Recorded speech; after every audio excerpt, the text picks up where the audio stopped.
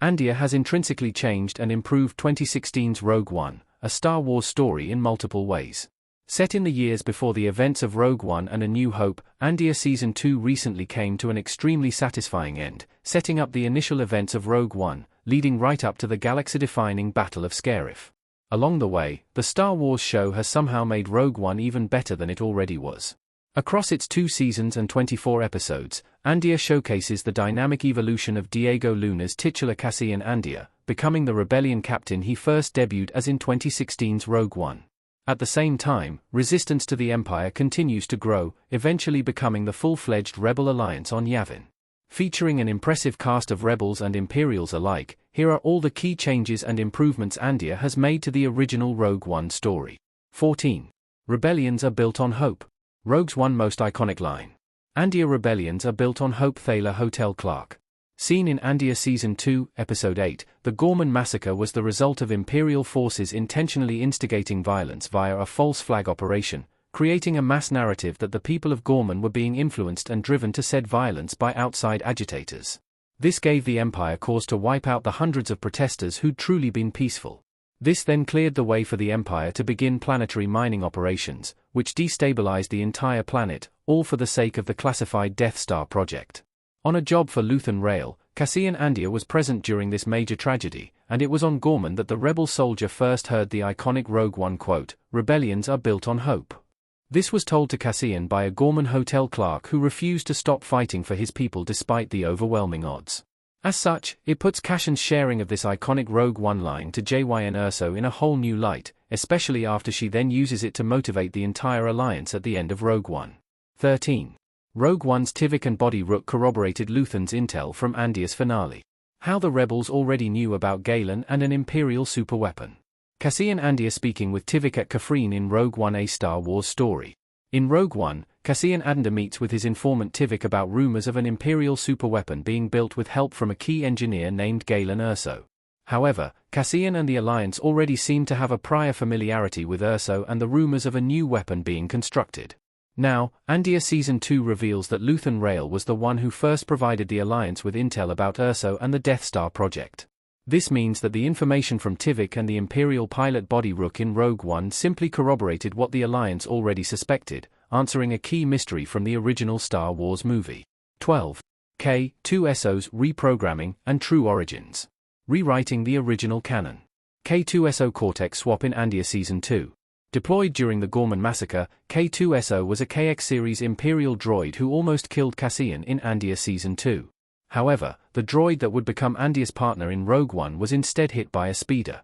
The droid's remains were then taken by Cassian back to Yavin, where K2SO received a new Cortex, suppressing his Imperial programming rather than being fully reprogrammed as K2 claims in Rogue One.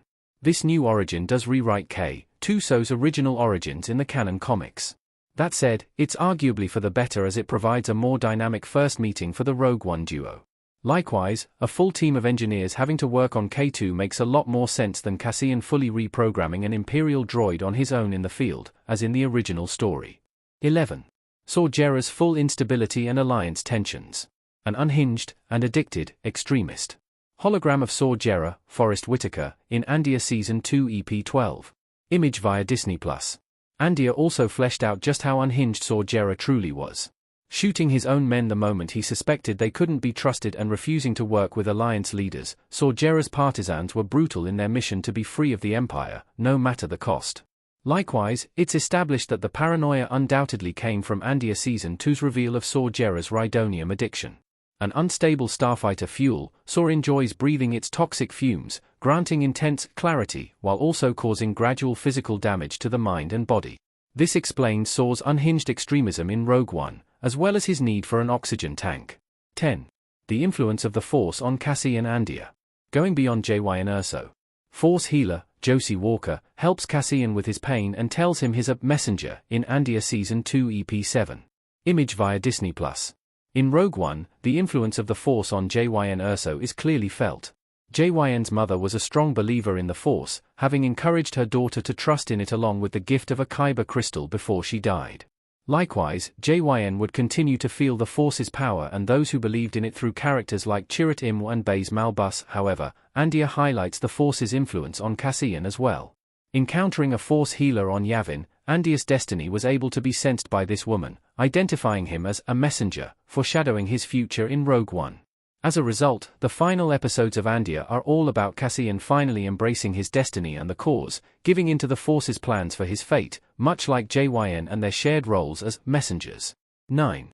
JYN's mother may have more of a Force connection than we thought. Some key similarities with Andia Season 2's Force healer. Lyra Erso giving a Kyber crystal on a necklace to her daughter, JYN, in Rogue One.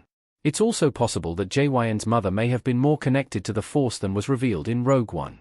While pure speculation, it's notable that both Lyra Erso and Andia's previously mentioned Force healer are similarly dressed.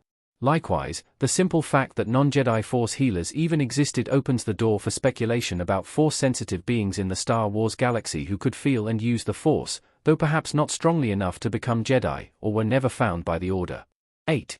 Cassian's complex relationship with the Alliance. Andia's willingness to break the rules.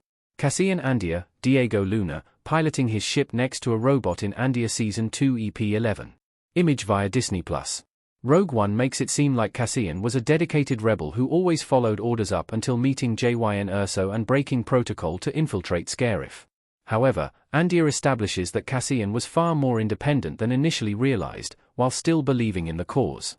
Cassian often bent Alliance protocols to do the right thing, and taking a U-wing to Scarif was not the first time he'd stolen an Alliance ship on an unauthorized mission, going to Gorman and extracting both Mon Mothma and Kleia from Coruscant being some key notable examples. 7. The full pressure of Krennic's failures and delays. When has become now? Krennic Death Star Revenge of the Sith and Andia Custom Star Wars Image Custom Image by Kevin Erdman. In Rogue One, Director Krennic is under fire from Grand Moff Tarkin and Darth Vader for various delays and security leaks. Andia fleshes out both in great detail, confirming that